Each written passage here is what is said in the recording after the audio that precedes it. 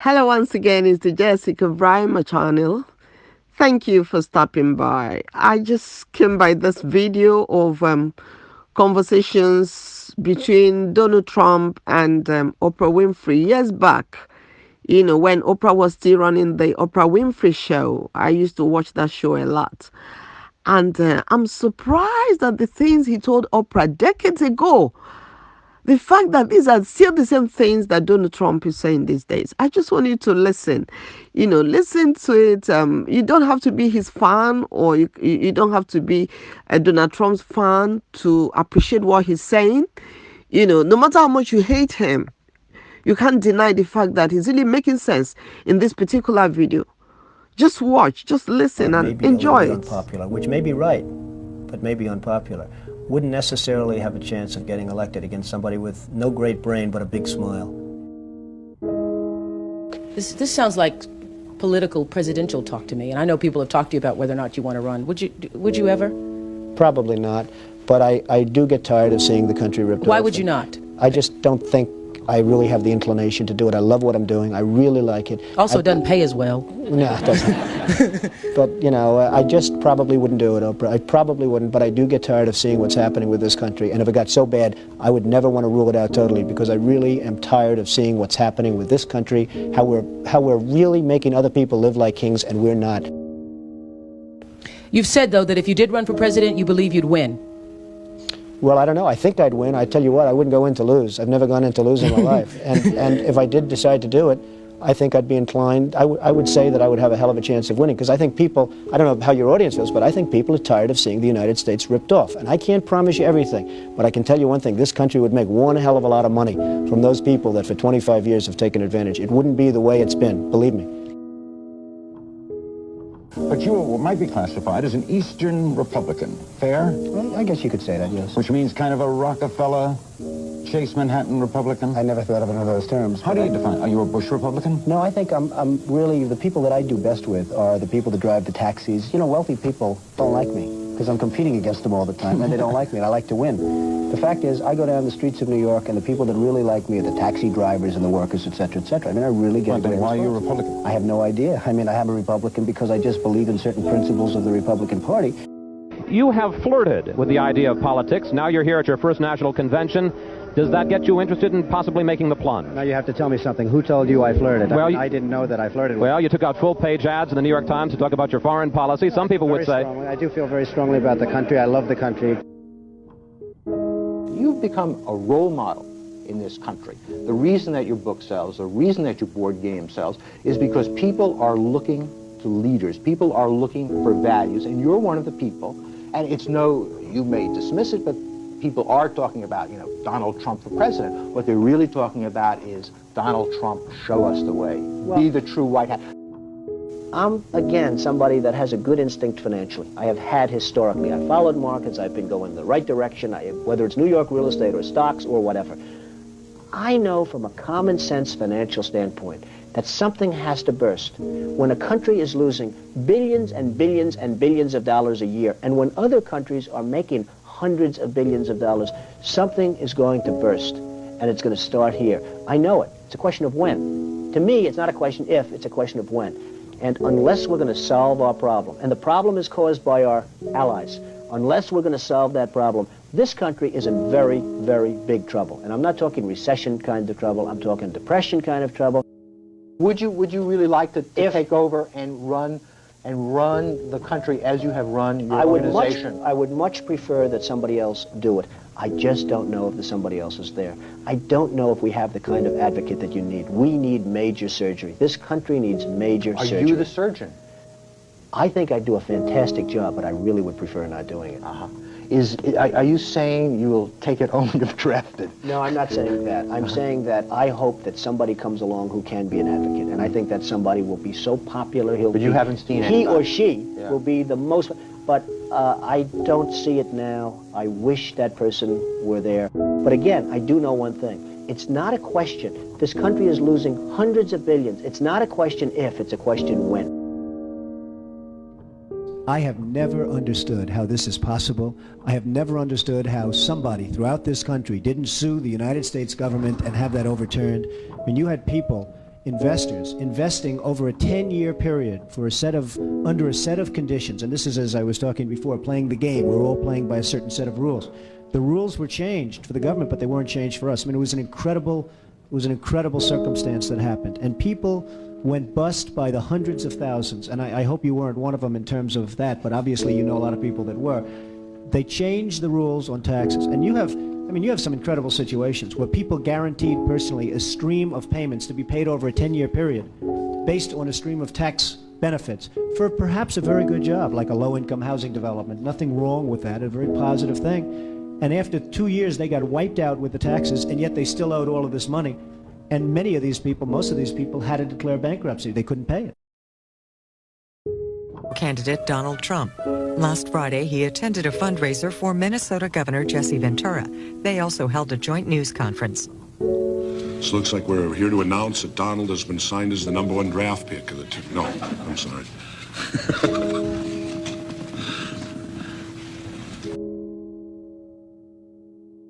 You know, nobody talks about the soldiers that are coming back with no arms and no legs. And I saw at Mar-a-Lago on Mondays, I make Mar-a-Lago my club that you know about. In Palm Beach. I make that twice now. On a Monday, I let returning Iraqi injured soldiers come to the premises. The most beautiful people I've ever seen, but they're missing arms and legs. They're with their wives, sometimes they're with their girlfriends, and the tears are coming down the faces of these people.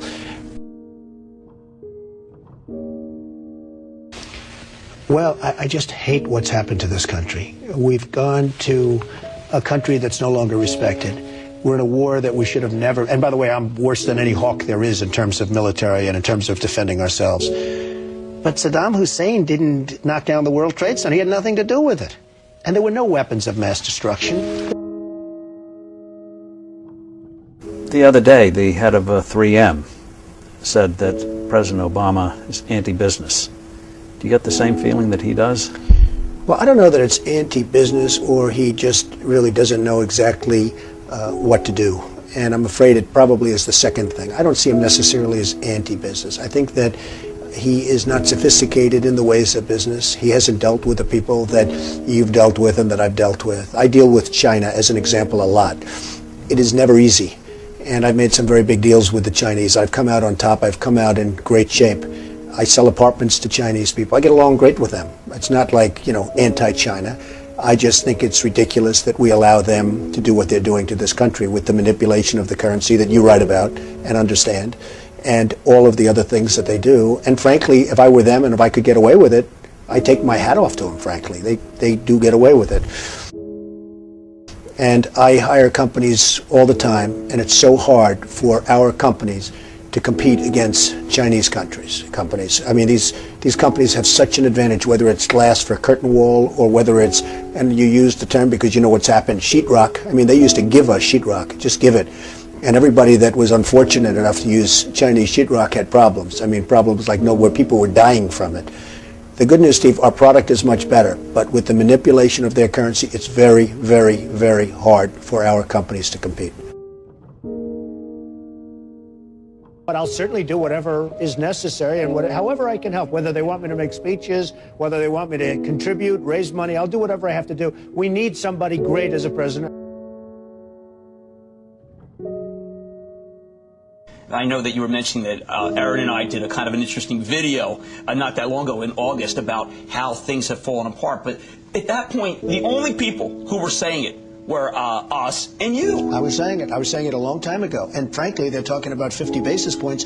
I think you should drop it a point, a full, solid 100 basis points, and just sit back and see. And I was actually looking at somebody, a gentleman from Goldman Sachs was saying 175. Right. So that's going to be interesting. But I think that's ultimately going to be happy. And it would be nice if Ben could get now ahead of the curve instead of always being behind the curve. He's behind the curve. Say what you want about Alan Greenspan. He was always slightly ahead of the curve. Right. And that was always brilliant. And he had this incredible reputation. I think Ben has to get a little bit ahead of the curve. He has to do something dramatic. And I really think what he should do is surprise the hell out of everyone and do it 100. And let's see what happens. That would be big. Any politician, do you think, has the pulse? Anyone running for president has the pulse of what you know about the economy? Well, the biggest problem is something I never hear about. I told you about it once. Every time they lower interest rates, the cartel, because I call it a cartel, the illegal monopoly, raises oil prices, okay? So the monopoly, because that's all it is, it's a total illegal monopoly. If businesses ever formed OPEC, everybody would be put in jail. Here they are, and every time a country hits oil, they're invited in to the cartel, okay? It's a disgrace. So what happens is every time interest rates go down, oil prices go up, and it's the same number. I mean, practically the same money. So they lower it, they raise it, they lower it, they raise it. Now you have oil that's close to 100, going to be over 100, and nobody in this country calls and says, get that damn oil price down. You get it down.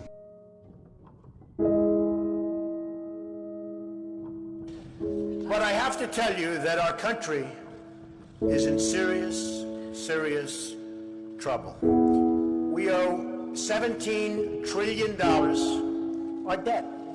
How do you pay off 17 trillion? Nobody ever heard the expression a number of years ago. The word trillion. We have debt that's beyond belief. We have deficits that nobody can even comprehend. China, which I've been talking about for the last 5 years, yesterday, right in our face, they just devalued their currency. Now, for those that don't understand devaluation, what they're basically doing is saying, we're really ripping you big league. Nobody's ever done it better than us, but now we're going to really do it again. And the reason they did it, and everybody was surprised by it, was because our leadership is so weak and so pathetic that they can get away with it. And believe me, they're taking our jobs, and they're taking our big league. And China's not the only one. You look at other countries, they're all doing the same thing. They have no respect for our leader, and frankly, they have no respect any longer for our great country. And it's so simple to solve. What we need is a strong economy. What we need is jobs. Now, you hear these phony job numbers, 6.7%. The 6.7% is probably 21 or 22% real numbers.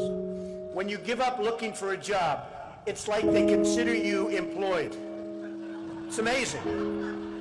They changed this. You know, in the old days, if you had people that couldn't find work, they couldn't find work. Today, such a huge number. Now you look at what's going on with Afghanistan. You have Karzai that's treating our president like he doesn't even exist. So they make a deal, and I'm not advocating stay, because frankly, I want to build this country. I want to build these schools. I don't want to build a school in Afghanistan, a road going to the school, watch it get built up and then blown up 4 times, and they keep rebuilding and rebuilding, and you go to Brooklyn, New York, and you can't have schools. You go to Iowa, you can't. You go to wherever you go, and you can't have schools. Because we victories don't have any money anymore. We used to have victories, but we don't have them. When was the last time anybody saw us beating, let's say, China in a trade deal? They kill us. Our country is in serious trouble. All the time. We don't have... When did we beat Japan at anything? They send their cars over by the millions. And what do? When was the last time you saw a Chevrolet in Tokyo? It doesn't exist, folks. They beat us all the time. When do we beat Mexico at the border? They're laughing at us, at our stupidity. And now they're beating us economically. They are not our friend, believe me. But they're killing us economically. The U.S. has become a dumping ground for everybody else's problems. Thank you. It's true. Islamic terrorism is eating up large portions of the Middle East. They become rich. I'm in competition with them. They just built a hotel in Syria. Can you believe this? They built a hotel. When I have to build a hotel, I pay interest. They don't have to pay interest because they took the oil that when we left Iraq, I said we should have taken. So now ISIS has the oil. And what they don't have, Iran has. And in and I will tell you this, and I said it very strongly. Years ago, I said, and I love the military, and I want to have the strongest military that we've ever had, and we need it more now than ever, but I said, don't hit Iraq, because you're going to totally destabilize the Middle East. Iran is going to take over the Middle East. Iran and somebody else will get the oil, and it turned out that Iran is now taking over Iraq. Think of it. Iran is taking over Iraq, and they're taking it over big league. We spent $2 trillion in Iraq. $2 trillion. We lost thousands of lives, thousands in Iraq. We have wounded soldiers who I love. They're great. All over the place. Thousands and thousands of wounded soldiers. And we have nothing. We can't even go there. We have nothing. And every time we give Iraq equipment, the first time a bullet goes off in the air, they leave it. Last week I read 2,300 Humvees. These are big vehicles. Were left behind for the enemy. 2,000, you would say maybe 2, maybe 4. 2,300 sophisticated vehicles they ran, and the enemy took them. You're right. Thank you so much for watching my channel, the Jessica Brimer channel. Please hit the subscribe button, click the thumbs up, and share. God bless you richly as you subscribe to my channel.